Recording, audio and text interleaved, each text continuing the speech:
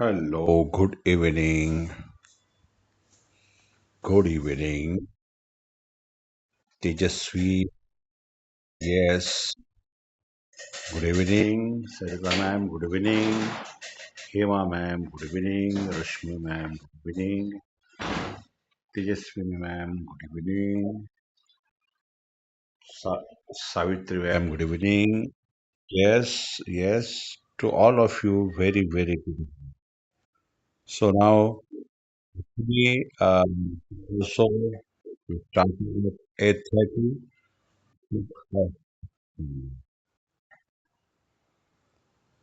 Actually, the Srimad Bhagavad Puran is going on, relatives' home, and every day we have to go over there.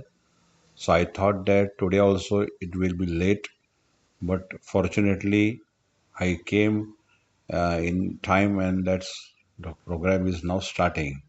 So let's have our regular sentences. आता या ठिकाणी आपण जे 45 model ऑक्झिलरीच्या आधारे वाक्य पाहतोय त्या वाक्यांचं खूप महत्त्व आहे. मी तुम्हाला वेळोवेळी सांगितलेलं आहे.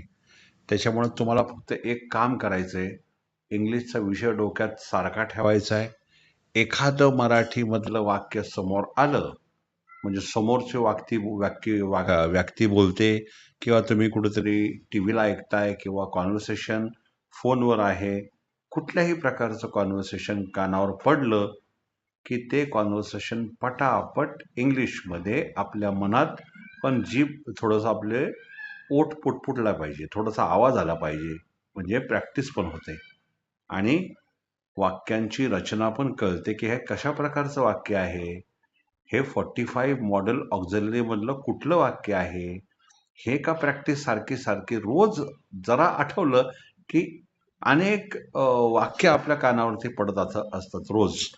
सकाळी उठल्यापासून ते रात्री झोपस्तोपर्यंत अनेक वाक्य मराठीमध्ये स्पेशली आपल्या कानावर पडत असतात. आपण बोलत असतो. फक्त लक्षात ठेवून त्या वाक्याला इंग्लिशमध्ये कसं व्हायला पाहिजे, ही सारखं सारखं ध्यास लागला की 100% आपल्या हातामध्ये रिझल्ट येतात. फक्त आपण काय करतोय माहिती आहे का, थोडंसं दुर्लक्ष पण करतो आणि कधी आठवलं तर ठीक आहे, विसर पण पडतो लगेच. तर तसं न करता सारखं सारखं सारखं सारखं डोक्यात तो विषय ठेवायचा की हे कसं वाक्य व्हायला पाहिजे, हे वाक्य कसं व्हायला पाहिजे, आणि नंतर नंतर आपोआप मग ती तयारी करण्याची वेळ लागत नाही. पटकन ते वाक्य ब्रेनमध्ये इमिडिएट तयार होतं आणि ते आपण डिलिव्हर करू शकतो. त्याच्यामुळे 45 modal auxiliaries are very important to construct any kind of sentence. So let's start नाव.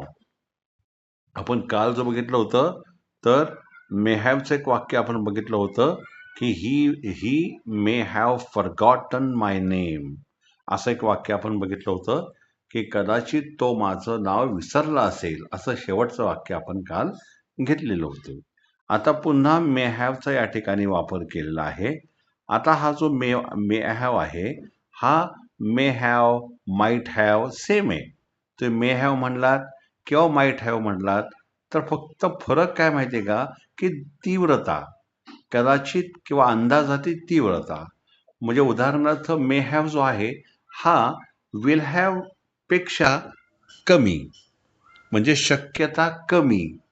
मग मे हॅवच्या विल हॅवच्या ठिकाणी मे हॅव येतो आणि मे हॅवच्या ऐवजी माईट हॅव, म्हणजे एकदम कमी शक्यता नसल्यासारखी, असा हा माईट हॅव. आता या ठिकाणी मराठी वाक्य आपल्या समोर पहिल्यांदा आपण बघूया आणि मग इंग्लिश वाक्य बघूया. तर पहिलं वाक्य जे आहे मराठीमध्ये ते आलेलं आहे, कदाचित त्याची ट्रेन चुकली असेल.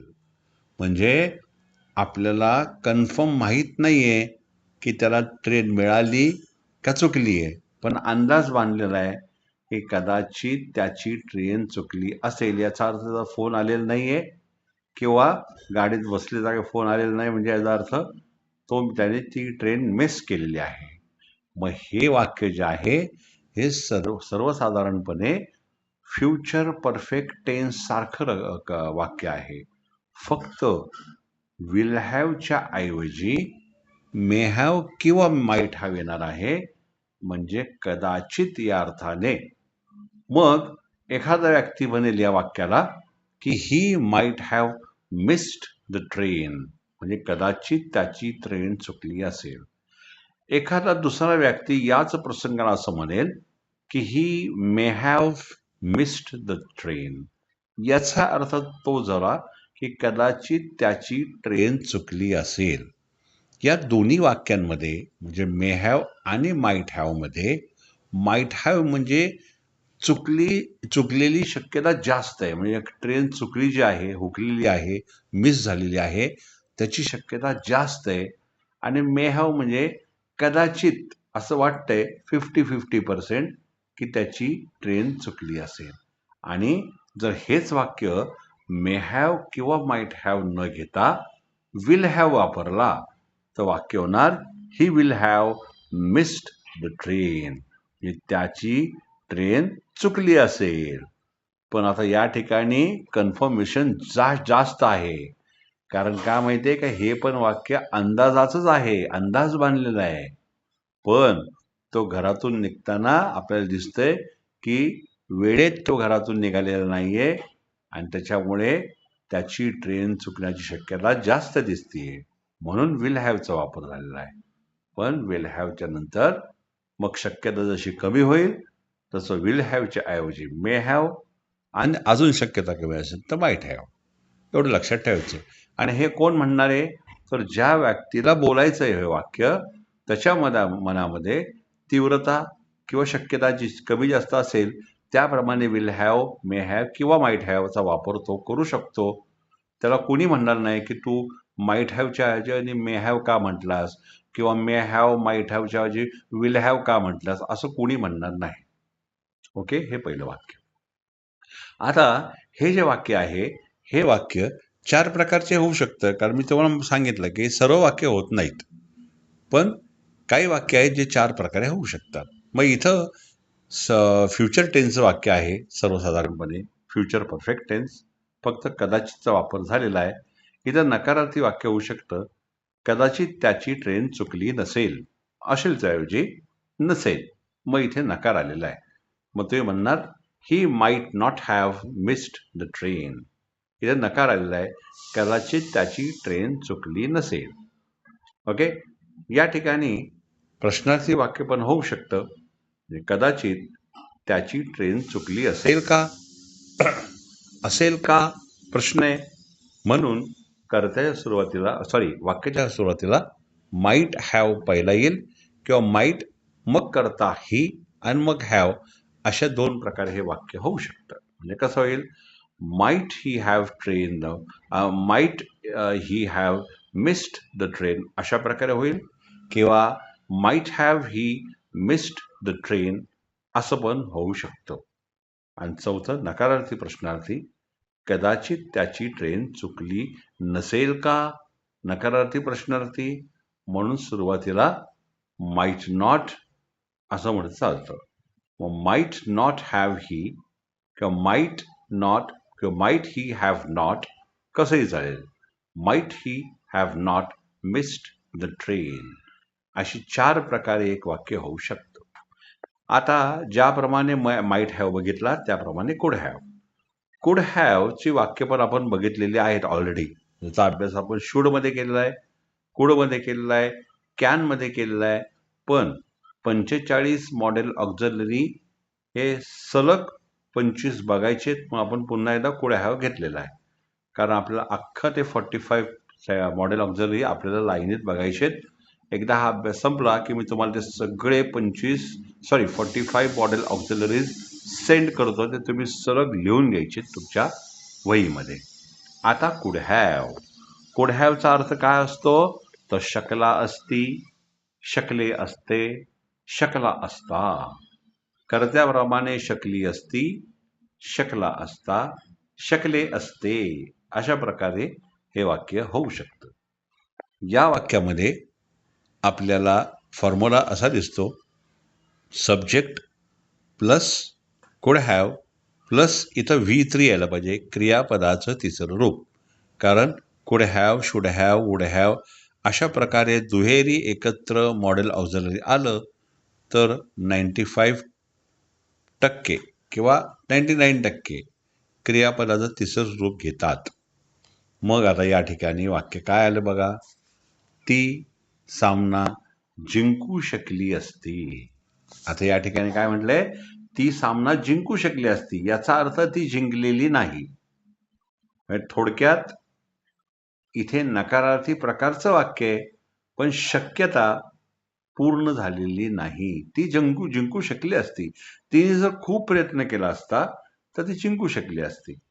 म्हणजे अशा प्रकारचं हे वाक्य आहे की एखादी गोष्ट होता होता राहिलेली आहे आणि म्हणून शकली असती, शकला असता अशा प्रकारचा संदर्भ वाक्याच्या शेवटी दिसतो. मग या ठिकाणी वाक्य बनतं कसं, ती म्हणजे कर्ता शी. लगेच हेल्पिंग वर्ब कुड हॅव म्हणजेच मॉडल ऑक्झिलरी कुड हॅव की लगेच जिंकणे हे विनचं थर्ड फॉर्म वन होतं, ज्याला काही लोक वोन म्हणतात, काही लोक वन म्हणतात, काही हरकत नाही. आणि सब्जेक्टमध्ये मॅच म्हणून द मॅच. म्हणजे इथं वाक्य झालं, शी कुड हॅव वन द मॅच. ती सामना जिंकू शकली असती. हे झालं होकारार्थी. नकारार्थीमध्ये ती सामना जिंकू शकली नसती. आता नकारमध्ये काय, ती सामना जिंकू शकली नसती याचा अर्थ 100% नाही. त्याला त्यावेळेस शक्यताच नव्हती जिंकण्याची. ती सामना जिंकू शकली असतीच्या ऐवजी नसती. तर या ठिकाणी आपल्याला नकारार्थी फॉर्ममध्ये हे वाक्य कसं होईल ह्यावर बघायचंय. या ठिकाणी नसती म्हणून कुड हॅवच्या मध्ये नॉटचा वापर होऊ शकतो. मग इथे म्हणणार she couldn't have won the match. हे झालं नकार. आता प्रश्न, ती सामना जिंकू शकली असती का? मग वाक्याच्या सुरुवातीला कुड किंवा कुड हॅव.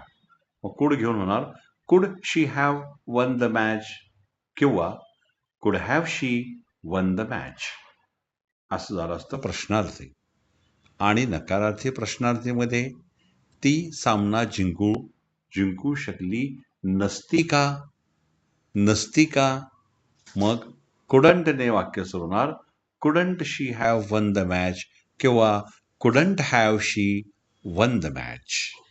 म्हणजे जेव्हा एक वाक्य 4 प्रकारचं बनवण्याची प्रॅक्टिस होते तेव्हा जे काही वाक्य आपल्या ब्रेनमध्ये येईल ते लगेच ब्रेनमध्ये केमिकल रिॲक्शन्स होतात आणि काही सेकंदात त्या मराठी वाक्याला इंग्लिशमध्ये लगेच ट्रान्सफॉर्म करण्याची शक्ती निर्माण होते प्रॅक्टिसमुळे. म्हणून प्रॅक्टिसला अनन्यसाधारण महत्व आहे. आता येणार माईट हॅव नंतर कुड हॅव आणि आता आहे शुड हॅव. आपण केलेलं आहे, पण या ठिकाणी आपण सगळं रिपीट करतोय, अख्खे 45 मॉडल ऑक्झिलरीज. आता शुड हॅव, जसा कुड हॅव तसा शुड हॅव. शुड हॅवचा अर्थ होतो हवे किंवा पाहिजे असते. तिने अभ्यास करायला पाहिजे होता असते ना, होता. मग होता, होती, होते, हवे होते किंवा पाहिजे होते असा संदर्भ आला की subject plus should have plus V3 क्रियापदाचे तिसरे रूप अधिक कर्म असं वाक्य या ठिकाणी होऊ शकतं. मराठीमध्ये वाक्य काय म्हटलंय, तू तुझा गृहपाठ पूर्ण करायला हवा होता. आता या वाक्यामध्ये काय कळतंय आपल्याला, तू तुझा गृहपाठ पूर्ण करायला हवा होता. हवा होता म्हणजे केलेला नाहीये, काहीतरी अडचण आलेली आहे म्हणून कृती अपूर्ण राहिलेली आहे आणि म्हणून इथं खंत किंवा पश्चाताप अशा प्रकारचं वाक्य निर्माण झालंय. म्हणून करता अधिक शुड हॅव अधिक क्रियापदाचे तिसरे रूप अधिक कर्म असं वाक्य होतं. आणि इंग्लिशमध्ये होणार यू नंतर लगेच should have. You should have पूर्ण करणे म्हणजे कम्प्लीटचा third form completed. You should have completed your homework म्हणजे तू तुझा गृहपाठ पूर्ण करायला हवा होता. इथे सुद्धा 4 प्रकारचे वाक्य होऊ शकतात. एकच मिनिट. आता विद्यार्थी कोण कोण आहेत बघूया आपण. 3-4 विद्यार्थी नाहीत. तर या ठिकाणी गुणवंत सरचं काय आजकाल कुठे फिरायला गेलं वाटतं. ठीक आहे, काय हरकत नाही. तर मग शुड हॅवची चार प्रकारची वाक्य होऊ शकतात. मग जसे की तू तुझा गृहपाठ पूर्ण करायला हवा होताचा नकार, तू तुझा गृहपाठ पूर्ण करायला नको होता. हवा होताचा नको होता. मग नको होता म्हणलं की मॉडल ऑक्झलरीच्या मध्ये नॉट बसवायचा, एवढंच करायचं. आणि तुम्ही म्हणणार you shouldn't have completed your homework. Should not have किंवा शुडंट हॅव दोन्हीपैकी एक चालतं. You shouldn't have completed your homework म्हणजेच तू तुझा गृहपाठ पूर्ण करायला नको होता. आता प्रश्न, तू तुझा गृहपाठ पूर्ण करायला हवा होता का? प्रश्न आहे, म्हणून शुड किंवा शुड हॅव पहिला येणार. Should you have completed your homework किंवा should have you completed your homework दोन्हीपैकी एक वाक्य होऊ शकतं. आणि त्यानंतर नकारार्थी प्रश्नार्थी, तू तुझा गृहपाठ पूर्ण करायला नको होता का? हवा होताचा आता नको होता का? नकारार्थी प्रश्नार्थी, म्हणून वाक्य सुरुवातीला शुडंटने होणार सुरू. Shouldn't you have completed your homework किंवा shouldn't have you completed your homework, अशा प्रकारचं वाक्य चार फॉर्ममध्ये इथे होऊ शकतं. ओके. आता ज्याप्रमाणे आपण माईट हॅव बघितला, कुड हॅव बघितला, शुड हॅव बघितला, तसा आता वुड हॅव असा आपण बघणार आहोत. बघा किती सुंदर 45 मॉडल ऑक्झिलरी आपल्याला मदत करणार आहेत. कुठल्याही प्रकारचं वाक्य बनवण्याची आपल्याकडे आता ताकद निर्माण झालेली आहे. फक्त तुम्हाला आता काय करायचंय, कुठे आवश्यक आहे तिथे क्रियापदाच्या रूपाचा समावेश करायचा आहे. एवढंच काम आहे तुमचं. आता कलेक्शन वाढवायचंय, व्होकॅब्युलरी वाढवायची. मग मी तुम्हाला आता शेवटी शेवटी सांगणार आहे की कसा अभ्यास करायचा, कशी प्रॅक्टिस करायची आणि रोज करायची, आणि मला रोज काही ना काही पाठवायचं आहे तुम्ही. ओके. आता वुड हॅवचा अर्थ होतो केलं असतं, झालं असतं, पाहिलं असतं, आलो असतो, गेलो असतो. अशा प्रकारचा जेव्हा संदर्भ मराठी वाक्यांमध्ये शेवटी दिसतो तेव्हा कर्त्यानंतर वुड हॅव येतो, मग क्रियापदाचं तिसरं रूप येतं आणि मग कर्म. मग या ठिकाणी आत्ताच म्हणल्याप्रमाणे मदत केली असती, मदत झाली असती, म्हणजेच केली असती, झाली असती, आली असती, गेली असती, पाहिलं असतं, हे सगळं वुड हॅवच्या मध्ये बोललं जाऊ शकतं. आता इथं आपण मराठी वाक्य पहिलं बघूया, मग इंग्लिश मधलं वाक्य बघूया. इथं काय म्हटलंय, मी तिथे असतो तर तुला मदत केली असती. बघा या ठिकाणी आपल्याला सेंटेन्सचा दोन भाग केलेले दिसतात. एक भाग जो असतो ना तो भूतकाळातला असतो. मग तो कधी कधी साध्या भूतकाळाचा होऊ शकतो, कधी कधी तो पूर्ण भूतकाळाचा होऊ शकतो, किंवा इन्फॉर्मेशन मधला भूतकाळ होऊ शकतो. पण तो भूतकाळच असतो. तिन्हीपैकी कुठलाही एक तो या जरतरच्या वाक्यांमध्ये भूतकाळच असतो. आणि दुसरा भाग जो आहे सेंटेन्स मधला तो वुड हॅव अधिक क्रियापदाचं तिसरं रूप असं असतो. मग या ठिकाणी वाक्य बघू आपण, मी तिथे असतो तर तुला मदत केली असती. मग इथे म्हणणार I would have helped you, म्हणजे पहिलं आपण घेतले वुड हॅवचं वाक्य, म्हणजे आधी करता घेतला आय, की लगेच सहाय्यकारी क्रियापद वुड हॅव घेतलं, की लगेच मदत करणे म्हणून हेल्पचं तिसरं रूप हेल्प्ड घेतलं असतं, पुन्हा लगेच करता. आता दुसरा भाग आहे ना वाक्याचा, दुसरा भाग.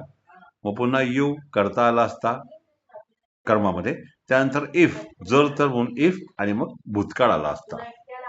वाक्य झालं असतं I would have helped you if, जर तर म्हणजे जर, इफ आय वर देअर, मी तिथे असतो तर आय वर देअर. मग आय नंतर वर आलाय म्हणजे WR वेअर, वॉज नाही. या ठिकाणी लक्षात ठेव, इफ आय वॉज देअर असं जर वाक्य तुम्ही केलं असतं. बघा मी तुम्हाला थोडक्यात एक छान आयडिया सांगतोय.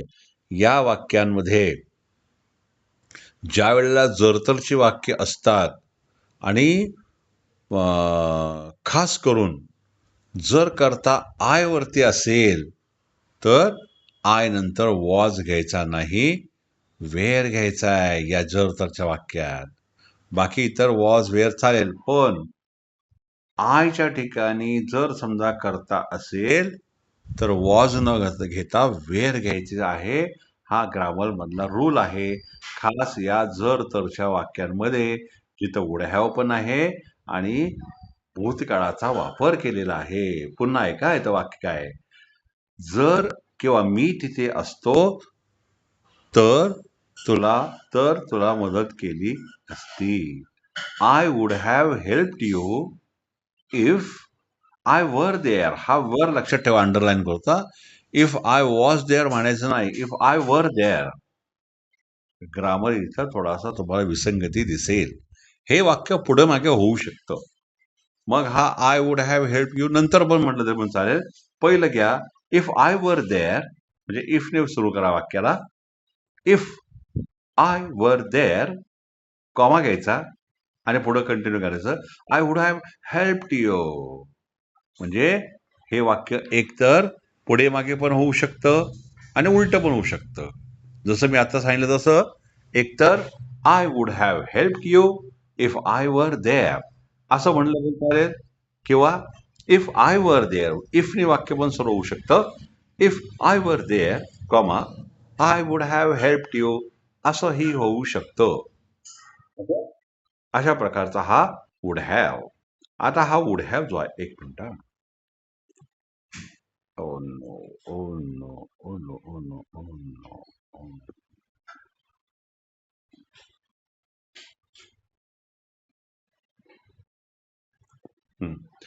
हा वुड हॅव इथे पण आपल्याला 4 प्रकारे झालेली वाक्य दिसतात. पण या वुड हॅव मध्ये जर तर असल्यामुळे खास करून हे वाक्य नकारापर्यंत होतं. 2च फॉर्ममध्ये होऊ शकतात. प्रश्न आणि नकारार्थी प्रश्नामध्ये इथे जमलिंग होऊ शकतं. म्हणून या ठिकाणी फक्त होकार आणि नकार तुम्हाला पाहायला मिळेल.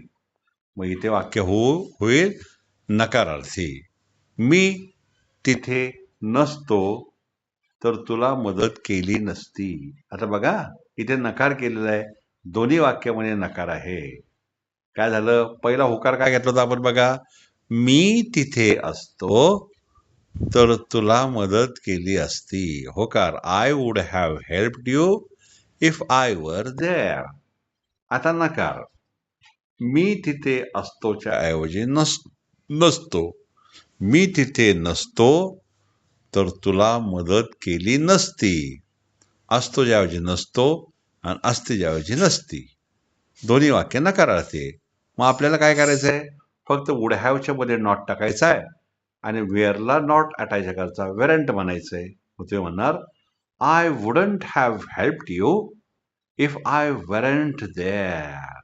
वेरंटला वेअर नॉट म्हणलं तरी चालतं. मग तुम्ही असंही म्हणू शकाल, I would not have helped you if I were not there असं म्हटलं तरी होऊ शकतं. आता तुम्ही रोज 2-2 ते 3-3 वेळा हे व्हिडिओज बघायचे आहेत. छानपैकी हेडफोन लावून मन लावून ऐकलं तर तुम्हाला अजून नीट कळेल. काल आपल्याला नेमकं ते रेकॉर्डिंग होत नव्हतं, त्याच्यामुळे काल झालं नाही, पण आज होत आहे व्यवस्थित. त्याच्यामुळे तुम्हाला पुन्हा याचा प्रॅक्टिस करता येईल. आता आपण आलोय मस्ट हॅव. बघा, आपण वुड हॅव नंतर आता मस्ट हॅव. मग मस्ट हॅव वुड हॅव सारखाच वरपासून बघितले तर might have, could have, should have, would have एवढे आपण बघितले पहिले. आपला वरपासून 1, 2, 3, 4 आणि चारही ठिकाणी क्रियापदाची तिसरी रूप वापरतात, म्हणजे थर्ड फॉर्म ऑफ वर्ब. कारण प्रत्येक वेळेस हॅवचा वापर झालाय. Might have, could have, should have, would have, कारण हे सगळे भूतकाळी आहे. आणि मग खाली आता आहे शुड हॅव. आता शुड हॅव जो आहे हा मस्ट हॅव आहे. मस्ट हॅव म्हणजे कंपल्शन वालं वाक्य, पण ते पण भूतकाळी झालंय. मग इथं काय वाक्य झालं बघा, या ठिकाणी फॉर्म्युला होईल subject plus must have plus V3 plus object. मग या ठिकाणी आपल्याला काय दिसतंय, त्याला बैठक विसरली असणार किंवा तो बैठक विसरली असणार. त्याला किंवा तो काही फरक पडत नाही इथे या वाक्यामध्ये. त्याला बैठक विसरली असणार किंवा तो बैठक विसरली असणार. आता विसरली म्हणजे होऊन गेली घटना, आणि असणार म्हणजे अंदाज. म्हणजे हे वाक्य सर्वसाधारणपणे फ्युचर परफेक्ट टेन्स सारखंच आहे, फक्त मस्ट हॅव म्हणजे कंपल्शन ऍड केलेलं आहे की तो बैठक विसरली असणार, डेफिनेट. आणि म्हणून इथे मस्ट हॅवचा वापर केलेला आहे. कारण विसरली आणि पुढे असणार. विसरली म्हणजे तो बैठक विसरला किंवा विसरली, आणि असणार म्हणजे अंदाज.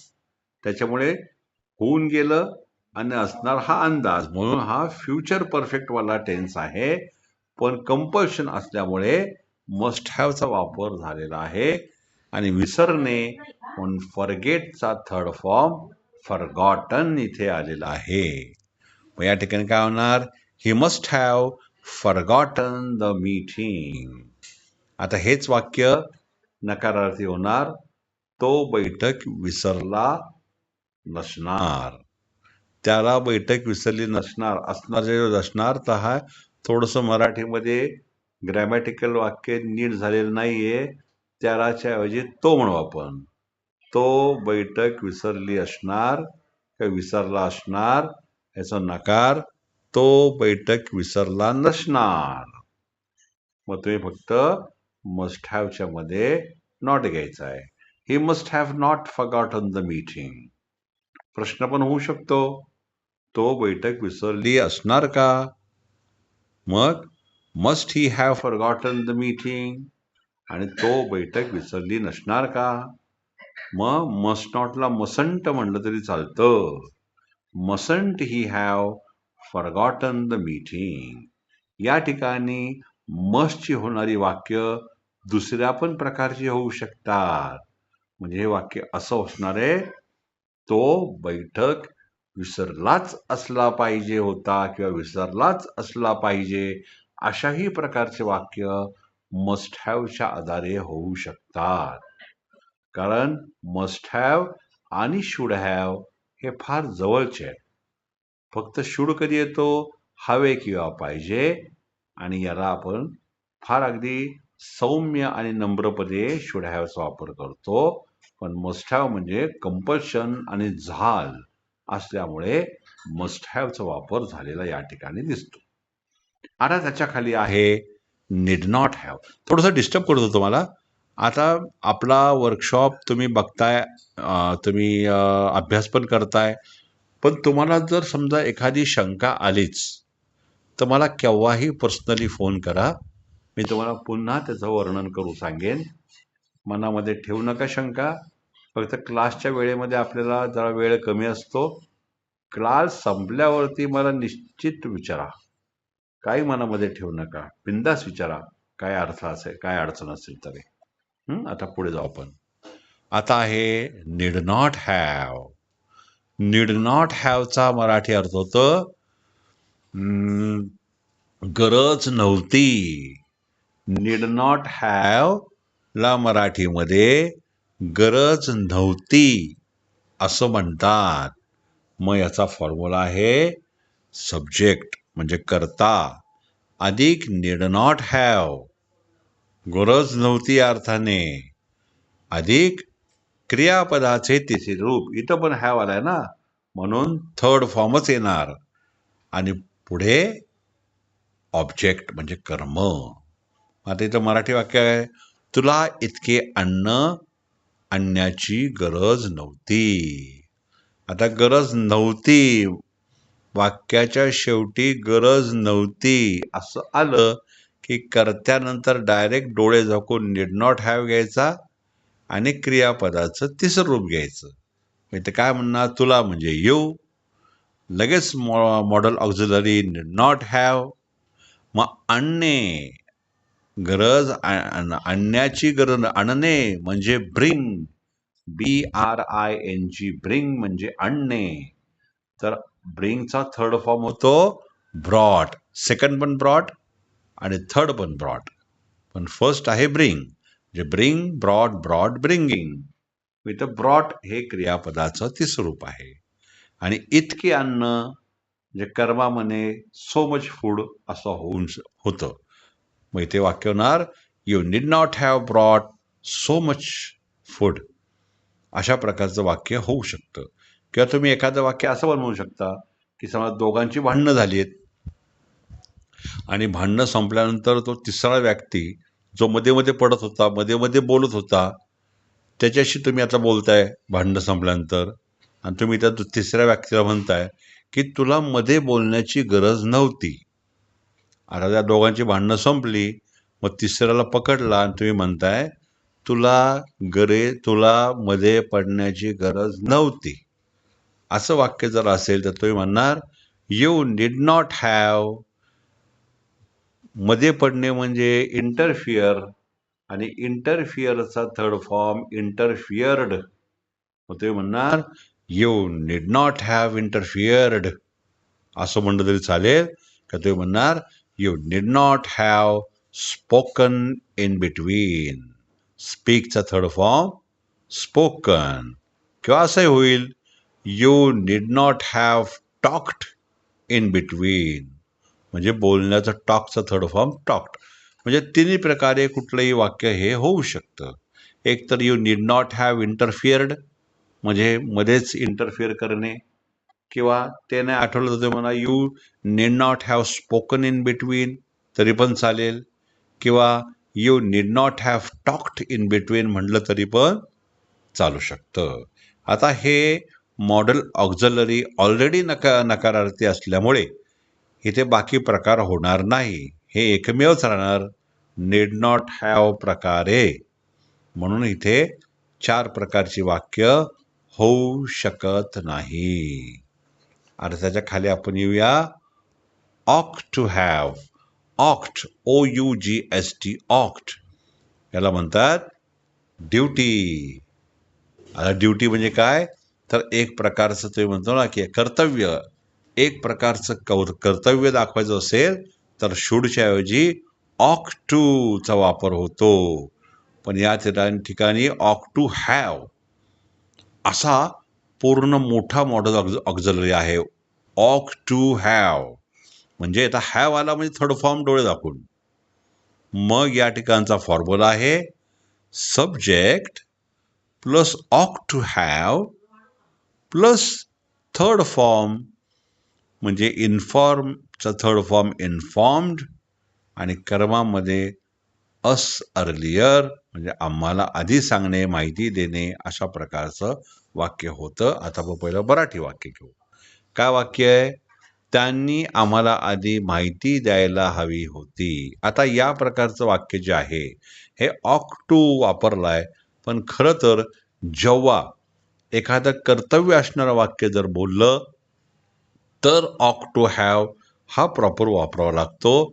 नाहीतर शुड हॅव टू म्हणलं तरी पण चालतं. पण ऑक्ट टू हॅव मग शुड हॅव टू वेगळा पडतो, म्हणून ऑक्ट टू हॅव म्हणलं तरी पण चालतं.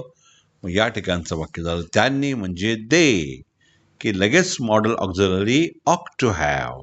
दे ought to have informed us. Us म्हणजे आम्हाला, आणि आधी म्हणजे अर्लियर. इथे वाक्य झालं they ought to have informed us earlier. त्यांनी आम्हाला आधी माहिती द्यायला हवी होती. भूतकाळीच वाक्य आहे, म्हणून हॅवच्या नंतर क्रियापदाचं तिसरं रूप वापरलेलं या ठिकाणी दिसतं. इथं सुद्धा ऑक्ट टू हॅव हे एकच प्रकारचं वाक्य होऊ शकतं. 4 प्रकारचे वाक्य इथे होणार नाहीत, म्हणून हा ऑक्ट टू हॅव एकमेव आहे. या ठिकाणी must have, would have, should have, could have, might have असे 4 प्रकारचे वाक्य होत नाहीत. फक्त जसं की नीड नॉट हॅव किंवा ऑक टू हॅव ही सगळी वाक्य एक एक प्रकारचीच होऊ शकतात. त्यानंतर आपण डेअर टू, आपण याच्या आधी डेअर बघितलाय, आता डेअर टू बघितलाय, काही फरक पडत नाही. मग आता ते डेअर आपण घेतला होता ना, त्यावेळेस आपण काय वाक्य घेतलं होतं? कदाचित त्यावेळेस वाक्य वेगळं होतं, पण मी ते वाक्य तुम्हाला आता सांगतो. करता अधिक डेअर. आता डेअर टू असं नाही बघत आपण, आपण डेअर बघतोय बरं का. मग subject plus dare plus V1 क्रियापदाचं पहिलं रूप प्लस ऑब्जेक्ट. मग असं वाक्य व्हायला पाहिजे. माझी अंधारात किंवा माझी अंधारात जायची डेअरिंग नाही किंवा धैर्य नाही. माझं अंधारात जाण्याचं धैर्य नाही. मग इथे नॉट लागला तरी चालतो. I dare not to go in the dark. वाक्य काय झालं? आय डेअर नॉट म्हणजे धाडस नसणे. हिचं धाडस असल्यामुळे डेअर टू, आणि धाडस नसणे म्हणून डेअर नॉट आपण आधी घेतला होता मागे. 45 पैकी आपण बघितला अभ्यास त्यामध्ये. I dare not to go in the dark म्हणजे माझी अंधारात जाण्याची हिंमत नाही. तर तिथे डेअर नॉट टू आला होता. आता इथं फक्त डेअर टू आहे. मग इथं काय होणार?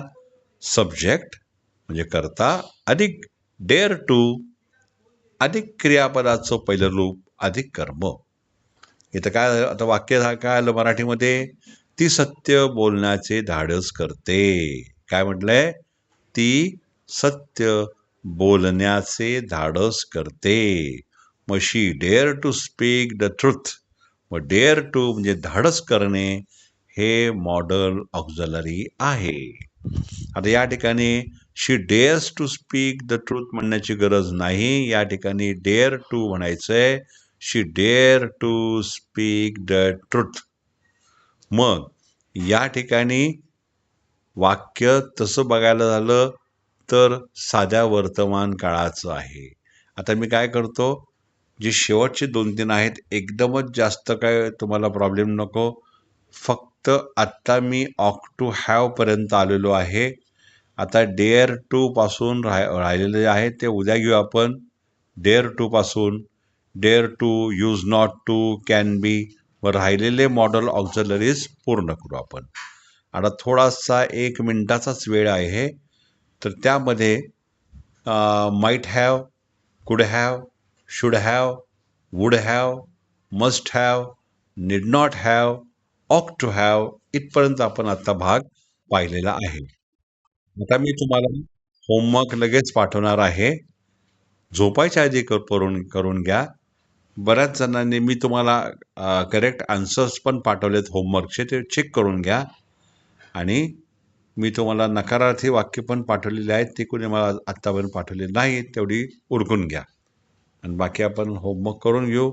उद्याच्या राहिलेल्या भागामध्ये आपण 45 मॉडल ऑक्झलरीज राहिलेले आपण बघून घेऊ. Okay? So have a nice time to all of you. Enjoy your dinner and see you again for the next session. Okay? अरे हा, उद्या बुधवार आहे नाही का? मी तुम्हाला आधीच कळवतो दुपारी 2-3 वाजता बरं का? Yes ma'am. Okay. Have a nice time. See you again. या. Bye bye. Good night. या. Good night. Good night.